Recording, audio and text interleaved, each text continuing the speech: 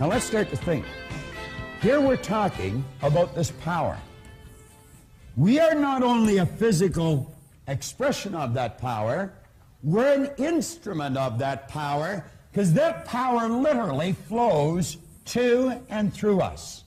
Now, as it flows into our consciousness, it just is. Just is.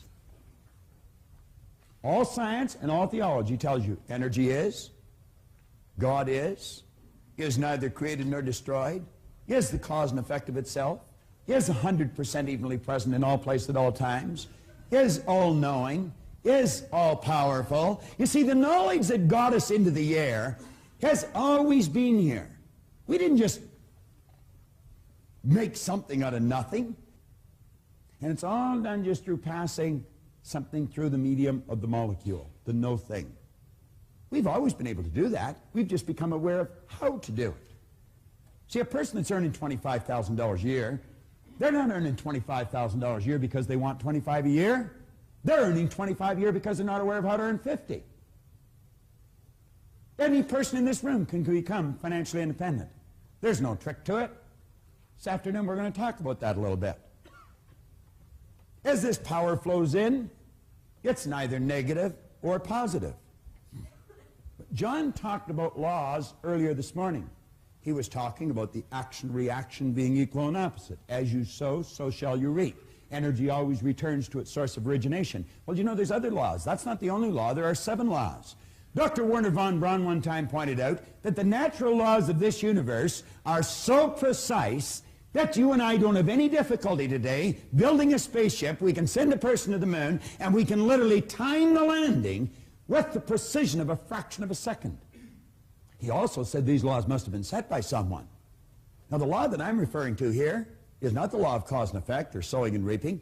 It's the law of polarity or the law of opposites. You see, Jen, there's a front to the book and there's a back to the book. There's a right and a left to the book. And what's right to me is left to you. There's a top and a bottom to the book. There's an inside and an outside to the book.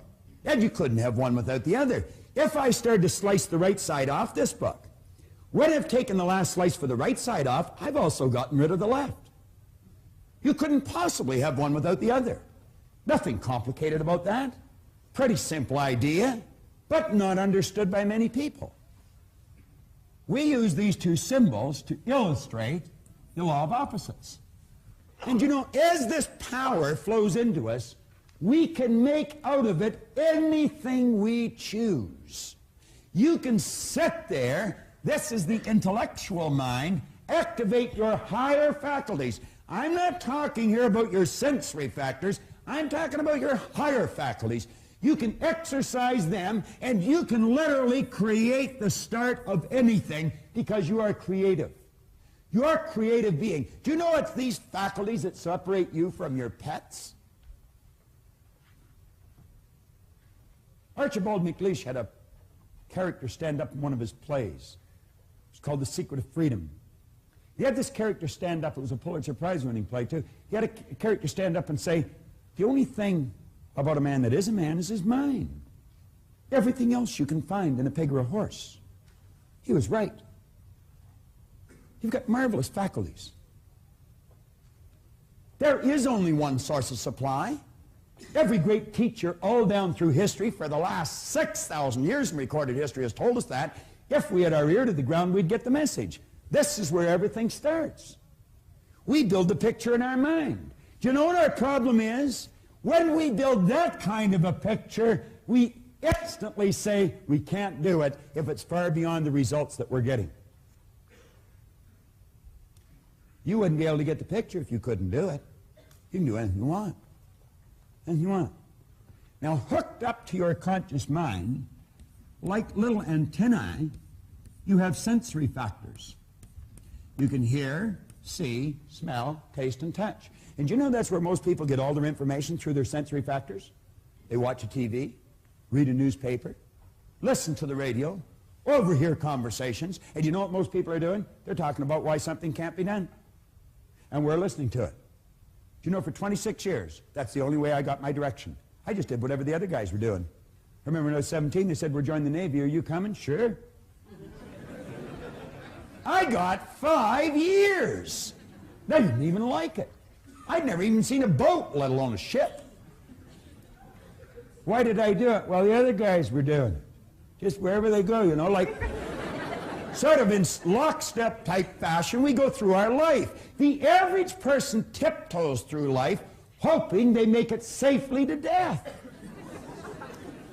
What a dumb game. If you're going to let what you do be based upon what you hear, you better make certain the people that are giving you the advice are getting phenomenal results, or you're going to go where they're going. And I can be an authority on this. I am an authority on it. I spent 27 years doing it every waking hour. I know where they're going to lead you. Around in a circle, because that's where they're going. When an idea comes into your mind, you want to ask yourself this question. Don't ask whether it's wrong or whether it's right. See, Jan was right. There was something on the book. So was I right. There was nothing on the book. That's not the question. Do you know what the question is? Will that idea take me from where I am and move me in the direction of the star that I'm shooting at? Will it help me reach my goal? If it won't, I guarantee you it's going to take you in the other direction, because you're not going to stay where you are. That is certain. That comfort zone is a dangerous place to be. It's like Riggs said, it may be comfortable, but it's a bad spot. You have the ability, when someone gives you a suggestion that takes you in a direction other than where you want to go, you have the ability to consciously and mentally just reject that idea. And then you can go ahead and originate whatever idea you want. Now, as long as an idea is in your conscious mind, it'll have absolutely no effect on your physical body or what you're doing. No effect at all. It's when you take that idea and you turn it over to this part of our mind we refer to as the subconscious. It could be called universal intelligence. It's called by many different names. Superconscious. There's about 150 some names you can put on here. The early Greeks referred to this part of our personality as the heart. You see, they pointed out that as you think in your heart, so are you. Do you know that side of your personality has no ability to reject an idea?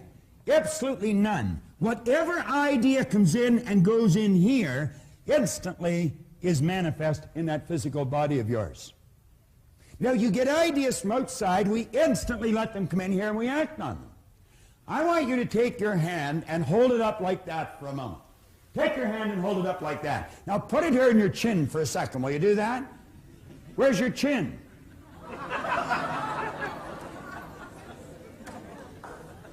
If I said, follow me, I'll show you how to win. Are you just going to follow me? Where are you going to ask yourself?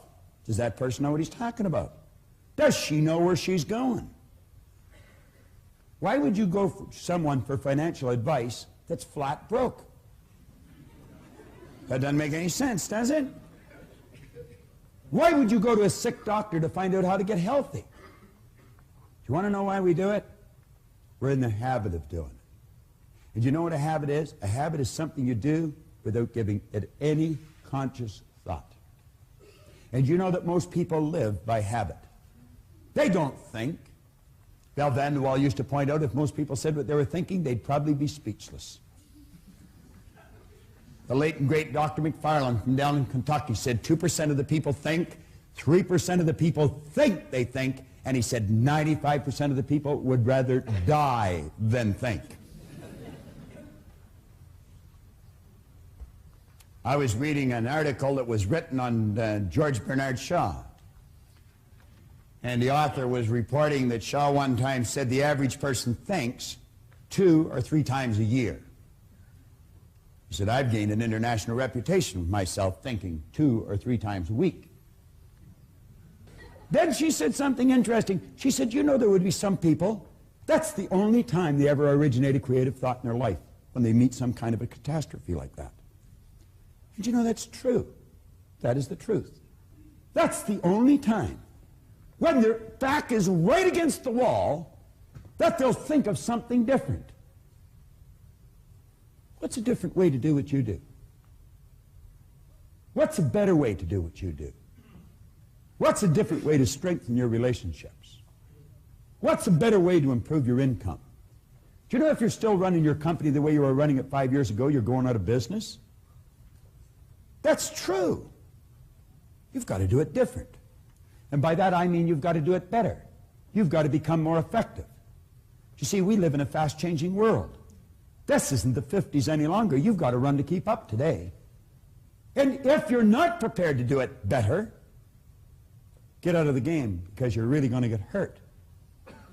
But any one of us can. And I don't care what's happened in the past. You might have been losing right up to this moment, but there's no point from this moment on doing it. You see, I blew it until I was 26, but as Ray said to me, you've already paid for that.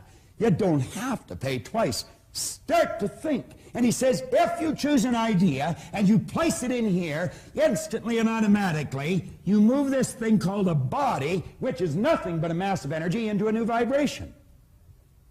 That causes it to act different. You see, the action is caused by the vibration. If you're entertaining a negative idea, and this is the emotional mind, by the way, and you let yourself get emotionally involved with the negative idea, you instantly move your body into a negative vibration. There can be no intelligent action come from a negative vibration, ever. If energy is in a negative vibration, it must move into negative form. Science will tell you one of the first laws of energy is that energy is forever moving into form. And you know what religion calls this? They call it prayer. Prayer is the movement that takes place between spirit and form, with and through an individual. Do you know most people are praying for what they don't want? They're talking about what they do want. They treat God as some cosmic bell captain that's just going to run because they spoke. But it's not the way they think. They wish positive and think negative. If you're in a negative vibration, as John will show you tomorrow, the only thing you can attract to you is something negative. How do you change? Well, one good way is consciously pick the people you associate with. Pick with people who are winning. Go mix with them. Do what they do. You're going to find that some of your family, some of your relatives, some of your friends, people that you love, are in a negative vibration. That doesn't mean you divorce yourself from them. Just don't go as often and don't stay as long. Makes good sense. I had a good friend of mine a number of years ago, Harold Brennan. He's still a good friend of mine. Harold one time said, if you don't want to catch fleas, you don't sleep with the dog. Not bad advice. Now, let's just change gears here a bit. You come up to a person and you say, "Hi, how are you today?" You never hear a person say, "Oh, I am consciously aware that I'm in a negative vibration." I've never heard anybody say that. You know what you will hear people say? "I don't feel that good." What do they mean? Well, we invented words to describe situations. Feeling is a word we invented to describe our conscious awareness of the vibration we're in. When a person says, "I don't feel very good," what they're saying is, I'm consciously aware that I'm in a negative vibration. Now, because of their ignorance, and I mean that, unfortunately we use the word ignorant more often than not. We should be using the word rude. Not everyone's rude, but everyone's ignorant. We just don't know some things. But because of their ignorance, they don't know that they're causing themselves to feel bad. It can't make you sick. He can't make you angry. She can't upset you. You've got to do it to yourself. Boy, that's a heavy load, isn't it? I am responsible for how I feel, and you haven't got anything to do with it. You'd say, "Hell, I don't want to play that game." Fine, lose. You see, it's like Wayne Dyer said, if you think other people are the cause of your problem, you're going to have to send the rest of the world to the psychiatrist for you to get better. Now, you know how successful you're going to be trying to pull a deal like that off. Let's become aware when we're not feeling good, when we're not doing the things that give us the results we want, we are emotionally involved with a destructive concept that we put in here ourselves. Let's consciously and deliberately build a positive idea, get emotionally involved with the positive idea, and simultaneously we move into a positive vibration. Everything changes. That takes some mental strength. How do you develop? I'll tell you exactly how to develop it. Sit and watch the tape that you're watching every day for a month. Every day for a month. You say, well, I don't have to watch it every day for a month. No, you don't. You only have to until you want to, and then you don't have to any longer. It's that simple. But I'll tell you this, you hear it over and over and over and over and over and over and over again, and one day, bang, something's going to happen inside, and you're going to realize when you say that she upset me, that she didn't do it at all. You did it. And you know what you're going to do that day? Change it. And you'll never again go through life thinking other people upset you. And if periodically you let somebody else stick a negative idea in your subconscious mind, you can instantly correct your direction, because at least you know where the problem lies. Is that basic? Yeah, I think it is. I think it is. Now follow me closely here.